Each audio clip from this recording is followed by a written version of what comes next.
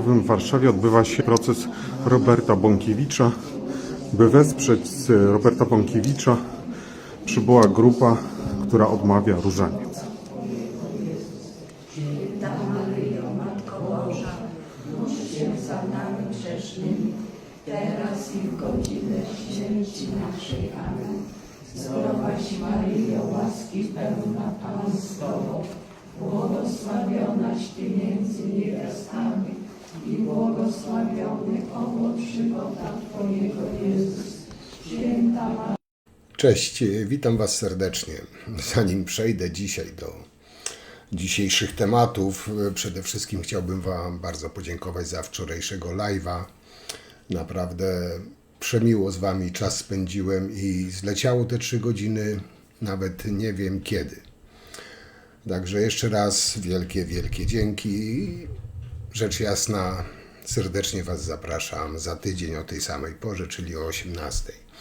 Moi drodzy, dzisiaj będzie króciutko, bo mam kupę roboty papierkowej jeszcze, ale postanowiłem króciutko, ale chociaż, nie wiem, takim krótkim materiałem Was, że tak powiem, uraczyć. A dzisiaj będzie o prześladowanych, o męczennikach. Jak wiecie, w PiS-ie, w Solidarnej Polsce, Rosji, im większy złodziej, im większa menda, tym bardziej lansuje się na większego męczennika, na bardziej prześladowanego, na większego patriotę, na bardziej bogobojnego, no co tylko sobie wymyślicie. No jak wiecie, ten, który więcej ukradł, bardziej cierpi, bardziej jest prześladowany przez ten straszny reżim Tuska i Bodnara, jest większym patriotą. No oni po prostu mają taki przelicznik, im więcej ukradł, tym bardziej kocha Polskę. I dzisiaj na pewno nie o wszystkich, bo to by wyszedł tasiemiec brazylijski, ale kilka takich przykładów w miarę świeżych właśnie o tych pisowskich męczennikach tak strasznie prześladowanych przez ten okrutny reżim. Pisowcy wyją jak suki w rui, chcąc pokazać, jacy to oni są udręczeni. No i oczywiście wtóruje im nie kto inny jak Goebbelsowska propaganda, czyli telewizja za rubliki. Внимание! Говорит и показывает Москва. Работают все центральные каналы телевидения. Смотрите. Moi drodzy, nie wiem, czy wiecie, czy pamiętacie tą ofiarę strasznego reżimu. Mówię o Mateckim, który w 2 dni, czy tam w dobę schudł 10 kilo. Jest jeden z większych pisowskich bohaterów, męczenników, tak strasznie udręczonym, umęczonym przez reżim Tuska. Jest równy miesiąc, rocznica równego miesiąca, gdy siedzi w tych okrutnych łagrach bodnarowskich. Cierpi za nas wszystkich. Także uczcijmy go tą, nie wiem, minutą ciszy, bo ten dzielny Polak, patriota, katolik już miesiąc siedzi za nas wszystkich, by nam żyło się lepiej. Także uczcijmy go minutą ciszy, niech mu tam lekko będzie, żeby go pupa nie bolała i tak dalej. Także o Mateckim tyle, bo nie chcę dzisiaj psuć dobrego nastroju. Bo dzisiaj wyjątkowo jestem w dobrym humorze nastawiony, także nie będę zbytnio, nie wiem, wulgarnie, agresywnie jechał po pisowcach. Dzisiaj będę miły i tak mnie wzięło, że nawet Wam wrzucę taką małą przeróbkę Jak godzi się Kaczyński z Giertychem. Zobaczcie.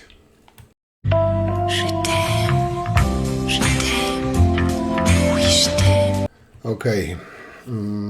Tutaj nad Romanowskim nie będę się zbytnio znęcał. No, stracił ojca. W sumie zwiał na Węgry, zostawił go. Nie będę się zbytnio znęcał. Tutaj może troszkę takiego psztryczka w nos dam w tej żałosnej Goebbelsowskiej propagandzie telewizji za rubliki, która wykorzystała i powiązała śmierć Romanowskiego oczywiście z Tuskiem i Bodnarem.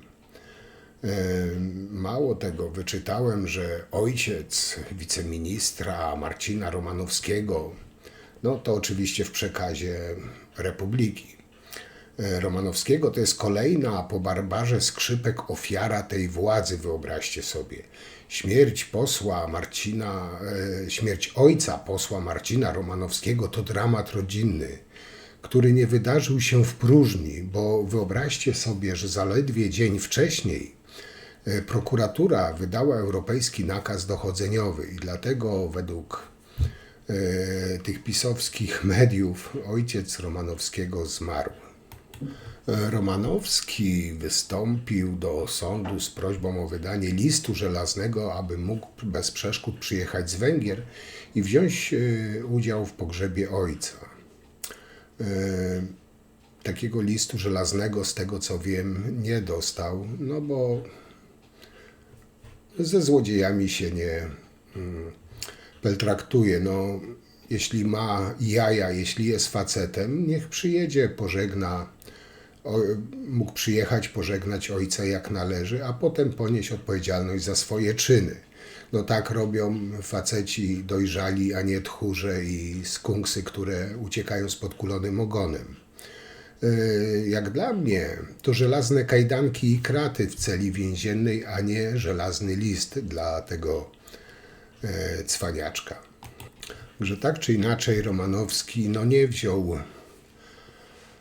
udziału w pogrzebie swojego zmarłego ojca. Romanowski tłumaczył, że jest, uwaga, prześladowany przez koalicję rządzącą, a cała nagonka na niego nie pozostała bez związku ze stanem zdrowia jego ojca.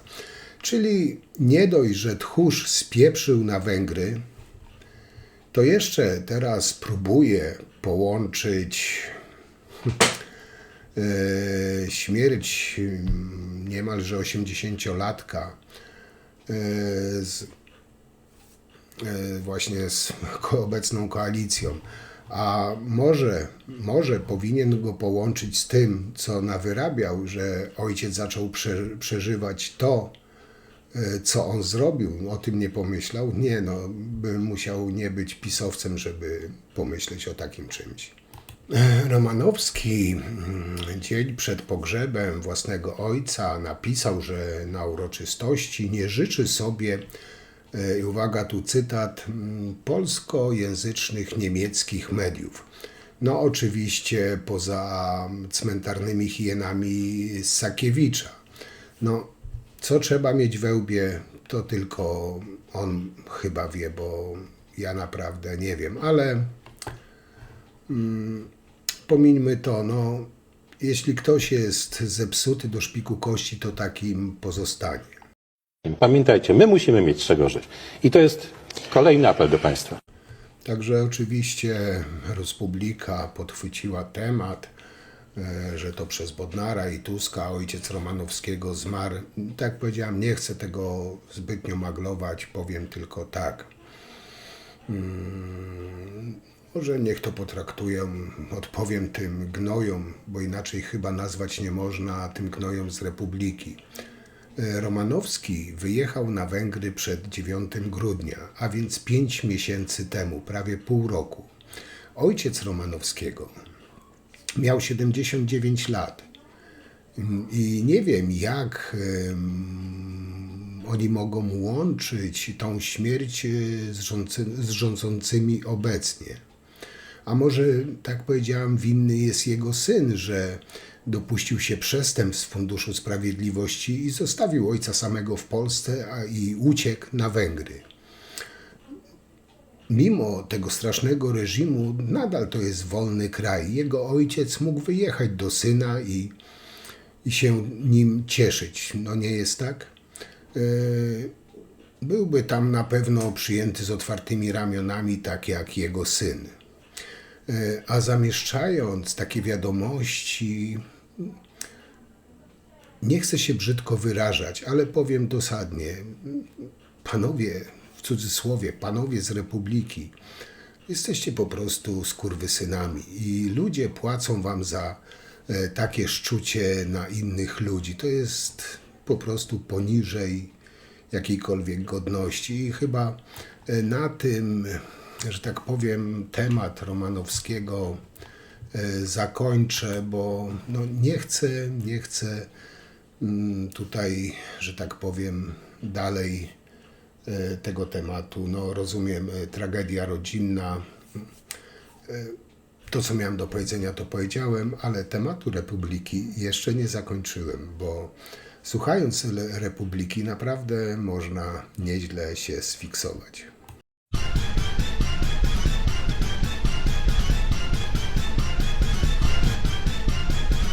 No ale jeśli myślicie, że telewizja za Republiki mogła już się dokopać do dna, no to powiem wam, że jesteście w wielkim błędzie.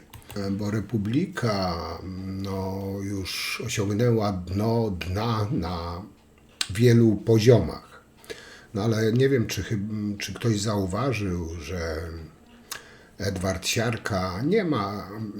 Siarki nie ma na liście ukaranych przez posłów PiS za skandowanie morderca. No, ale czytanie wpisów Sakiewicza, czy słuchanie Sakiewicza i jego kundli, no, może doprowadzić do uszkodzenia zwojów mózgowych, a na pewno z pewnością szkodzi zdrowiu. O czym ja mówię? A mówię tutaj o oszustwach, bo to no, można wprost powiedzieć, oszustwach tych tak zwanych mediów Kaczyńskiego. Czyli Sakiewicz łże jak pisowski Goebbels. O czym mówię? Sakiewicz oskarżył Giertycha, że zainicjował kary finansowe dla posłów PiS za znieważanie, za nazywanie go mordercą. I to spowodowało udar posła Siarki. Siarka to ten, co krzyczał kula w łeb dla Tuska. I tutaj pominął taki drobny fakt, że udar Siarka miał miesiąc wcześniej. I tutaj drobny szczegół, no to oczywiście to, że Siarka miał ten udar miesiąc wcześniej, no jakoś nie stanowiło dla Republiki żadnego problemu. Ale mało tego.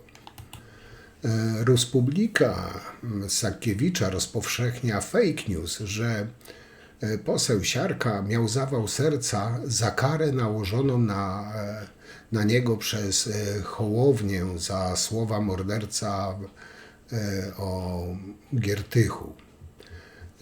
Tak wspomniałem, poseł Siarka sam osobiście zaprzecza, bo kary nie było, a tego dnia po prostu go też nie było w Sejmie, a zawał miał dużo wcześniej.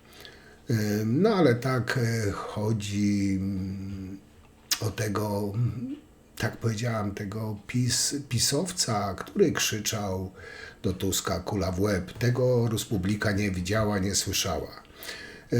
Tak czy inaczej kłamstwami Kaczyński, Sakiewicz i te wszystkie kundle, które nazywają się dziennikarzami, chcą zrobić taką, no nie wiem, zawieruchę, rozpierduchę w Polsce. Powiem wam szczerze, że po wyborach Krajowej Rady Radiofonii i Telewizji za takie kłamstwa, za takie szczucie i manipulacje powinna zostać im zabrana koncesja. Sobie można wyobrazić 13-letnie dziecko, które rozmawia z mamą przez kratę, które, żeby wejść na teren aresztu, musi pokonać wiele bram. Te bramy są zamykane z takim hukiem, te klucze się przekręcają w tym metalu tak, że proszę mi wierzyć, w momencie, kiedy ja weszłam pierwszy raz i za mną te bramy przede mną były otwierane i zamykane, ja miałam gęsią skórkę. Ja nie mogłam przez kilka nocy spać w momencie, kiedy słyszałam trzask zamykanych bram. I proszę mi teraz powiedzieć, i pytam się teraz polityków, którzy w ten sposób twierdzili, że widzenia nie miałam z dzieckiem. Niech któryś po prostu usiądzie sobie w areszcie i będzie chciał, aby jego dziecko przyszło na widzenie z nim. To by była trauma do końca życia dla mojego dziecka. My lata całe będziemy odbudowywać psychikę mojego syna. My nie mówimy o tym, że to będzie trwało 2 tygodnie czy miesiąc. To będą lata. Moje dziecko, które, tak jak wcześniej powiedziałam, miało przeogromną więź emocjonalną ze mną. Ta więź w jednej sekundzie, ponieważ ja zostałam wyprowadzona z domu w momencie, kiedy moje dziecko spało. Ja nawet nie pożegnałam się z moim dzieckiem i moje dziecko się obudziło i nie było już mamy. Więc po prostu ta trauma będzie z nim bardzo długo, więc teraz po prostu ta praca, którą wykonaliśmy wspólnie z mężem, wspólnie z psychologami, psychiatrami wcześniej, ona być może została totalnie zaprzepaszczona. I teraz my od początku będziemy musieli psychikę tego dziecka odbudować. No i kolejna wielka patriotka, uciśniona i tak dalej. Anna W. czy Anna Wójcik, kolejna uciśniona patriotka, katoliczka, ta, która jest gnębiona przez reżim Tuska, no jest takie koszmary przeżyła. Ukradła prawie 4 miliony złotych, sprzeniewierzyła, jak zwał, tak zwał. Rósł publika, no, że ma syna z zespołem Downa, że biedna kobieta siedzi w więzieniu, syn chciał odebrać sobie życie. No, ja mógłbym powiedzieć krótko, no, mamuśka mogła myśleć o synu, zanim uruchomiła swoje lepkie łapki. Poza tym wypuścili ją ze względu na syna, mimo że sama Anna W. nie wnioskowała o widzenia z synem, stąd ich brak. Podczas przesłuchania nie miała kajdanek i nikt jej dziecka odbierać też nie chciał. Oczywiście narracja Ruspubliki była zgoła inna. Ale co najciekawsze, takie ujadanie, że tak tęsknisz za synem, że syn za mamuśką tęskni, ale po opuszczeniu aresztu pani Anna zabrała się, można powiedzieć, za robotę i nie poleciała najpierw do syna, tylko poleciała do telewizji Republika, a potem w Polsce 24. No skoro tak bardzo tęskniła za synem, tak się o niego martwiła, to czemu poleciała od razu do pisowskiej Szczujni, a nie przytulić syna? Podobnie Matecki wiedział, że pójdzie siedzieć, ale poleciał do Republiki. Autystyczne dziecko na skraju załamania nerwowego generalnie może poczekać. Najpierw prawdziwe obowiązki, czyli wyżalenie się w pisowskiej telewizji Ruspublika, a dziecko może sobie poczekać. Powiem wam, że naprawdę żygać się chce od tej obłudy pisowskiej. Szefowa Fundacji Niezależne Media, tej fundacji, która zbiera pieniądze, na którą Państwo w tej chwili wpłacają pieniądze, bo ten numer kontaktu, który podajemy, to właśnie Fundacji Niezależne Media, dojeżdża do Katowic, gdzie ma podpisać dokumenty, być może będą jakieś pytania zadawać w związku z tym, że założyła kaucję wpłaciła kaucję za panią Annę Wójcik, tą panią, której władza zafundowała 2 miesiące więzienia, sądząc pewnie, że obciąży Mateusza Morawieckiego swoimi zeznaniami. No tak się nie stało, no więc widzieliśmy tragedię rodziny, tragedię dziecka. To wszystko działo się na naszych oczach. Wielkie oburzenie państwa, wielka mobilizacja też naszych widzów spowodowały, że no, władza zrobiła krok do tyłu. Ale tu rzeczywiście zasługa naszych dziennikarzy. Pamiętamy ten program w Punkt, w którym Kasia Gujska to ujawniała. Pamiętamy inne programy. Też to, że to się nałożyło pewnie ze sprawą Cyby, która jest dla nich wyjątkowo niezręczna. I to zestawienie, ten widok bandyty, który zamordował jednego człowieka, chciał zabić Kaczyńskiego, zranił drugiego człowieka, w ogóle chciał zabić większą ilość osób. Nałożenie się z kobietą, która po prostu walczy o zdrowie, życie swego dziecka, był tak wstrząsający, że nawet ci już tacy hodowani przez obecny obóz władzy przez lata wcześniej w tym kloszu takiej nienawiści, pogardy do innych ludzi, ten najtwardszy elektorat tamtej strony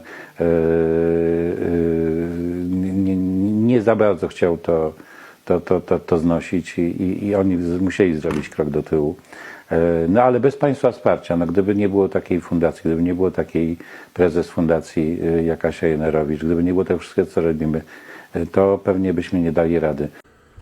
O tej szczujni Rus Publica można by było mówić bardzo długo, a bardzo obszernie. Może kiedyś poświęcę im materiał, ale dzisiaj po prostu nie chcę sobie i wam psuć humoru. I pozwólcie, że powoli przejdę do podsumowania.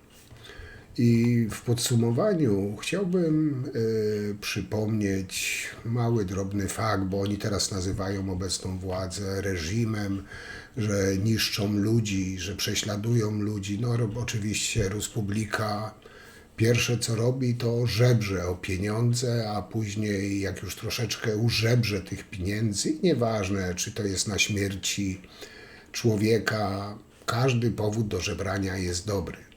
Ale przejdźmy do podsumowania i do małego przypomnienia. Tutaj macie obraz, co reżim Kaczyńskiego robił z ludźmi w aresztach. Tutaj Salceson płacze, że nie dostał hot doga. Matecki, że nie wiem, nie może wychlać czy biegać po dachu. Oni wszyscy są traktowani jak każdy inny więzień. A tutaj, moi drodzy, macie przykład, dla przykładu podam. Ta banda zwyrodnialców Kaczyńskiego niszczyła Nowaka latami za zegarek, a areszt za 3,5 miliona łapówki dla ich towarzyszki, o której wcześniej mówiłem, to jest znęcanie się nad kobietą i jej dzieckiem. Ale zniszczenie człowieka jednego czy drugiego, który nie uciekał za granicę, nie wywijał się, nie robił z siebie, nie wiem, męczennika, patrioty, katolika, po prostu stanęli przed obliczem wymiaru sprawiedliwości, nawet jak był to pisowski wymiar sprawiedliwości, ziobrowski wymiar sprawiedliwości, stanęli z podniesioną głową przed tym, w cudzysłowie, wymiarem sprawiedliwości w wydaniu Ziobry i Kaczyńskiego. A teraz oni płaczą, że są prześladowani, że są niszczeni. No powiem wam, po prostu ohydni hipokryci. Dla władzy powiedzą i zrobią każde, nawet najpodlejsze świństwo. I tak już na koniec chciałbym przypomnieć słowa Ziobry, które teraz też powinny obowiązywać. Oczywiście według Ziobry i Kaczyńskiego one obowiązywały tylko wtedy, kiedy cała ta banda, zorganizowana grupa przestępcza pisowców i Zjednoczonej Prawicy była bezkarna. Wtedy te słowa Ziobry obowiązywały. O jakich słowach mówię? Posłuchajcie. Więzienie to nie sanatorium, a osadzeni to nie kuracjusze. Dlatego też wprowadzamy przyzwoitość i normalność do polskich zakładów karnych. Polskie zakłady karne wymagają też wewnętrznego porządku, więc wymagają takiej służby, która zagwarantuje, że świat przestępczy nie będzie mógł rozwijać tam swojej wyobraźni działalności. Chcemy, aby kary były adekwatne do winy, aby niosły są realną dolegliwość, która będzie zniechęcać tych wczasowiczów, w cudzysłowie, którzy tam trafiają, by więcej już tam trafić nie chcieli. Także tak, więzienie to nie sanatorium, a przestępcy to nie kuracjusze. I to dotyczy też pisowskich przestępców i tych wszystkich cwaniaczków. Także łatwo pisowcom było wsadzać do więzień winnych z opozycji. Wtedy mówili, że więzienie to nie sanatorium. Teraz uciekają i krzyczą, że reżim, że prześladowanie patriotów, katolików i takie tam bzdury. Nie wiem, co wy o tym sądzicie. Dla mnie to są pieprzeni hipokryci, zakłamani. I mówię, nie chcę się tutaj rozgadywać i rozkręcać, bo szłyby bluzgi takie, że głowa mała, a obiecałem, że będzie w miarę miło dzisiaj. Także kończę. Wam bardzo dziękuję. Piszcie, co wy o tych umęczonych patriotach pisowskich myślicie. Dzisiaj taki był lajtowy ten filmik, bo tak mówię, trochę mało czasu dzisiaj miałem, a chciałem coś dla was nagrać. Także mam nadzieję, że chociaż trochę was to zaciekawiło. Także na dzisiaj tyle. Bardzo wam dziękuję.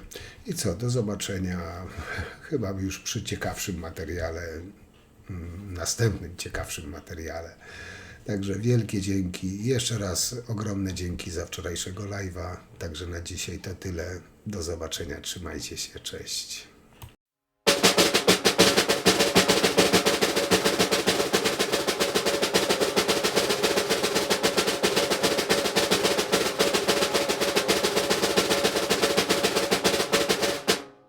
Ona siedzi tu i on ma konkretny zarzut, zarzut korupcyjny dotyczący żądania łapówki w wysokości, czy inaczej, żądania łapówki w wysokości 5 baniek, a przyjęcia w wysokości 3,5. Wow. Prawa ręka premiera. Znaczy, słuchaj, to jest politycznie masakra. Jak rozmawiałem ostatnio, jak właśnie ta pani Anna została zgarnięta z kimś z tego właśnie obozu Prawa i Sprawiedliwości, to okazywało się, że pani Anna to do kancelarii premiera przyjeżdżała początkowo Porszakiem, ale to troszkę kóło woczka, a potem się przerzuciła na takiego starszego Lexusa. Więc skromniej. Złoto skromny. Tak, więc skromniej. Należy to naprawdę docenić. I to Słuchaj, zejście, ja tylko dodam, z że 5 wiesz co, milionów ale do 3,5 to też należałoby docenić pewną skromność. jest skromna, wiesz, bo ona jednocześnie w latach 18-24 zasiadała w Radzie Nadzorczej Orlenu, to może tam to odpuściła trochę, nie?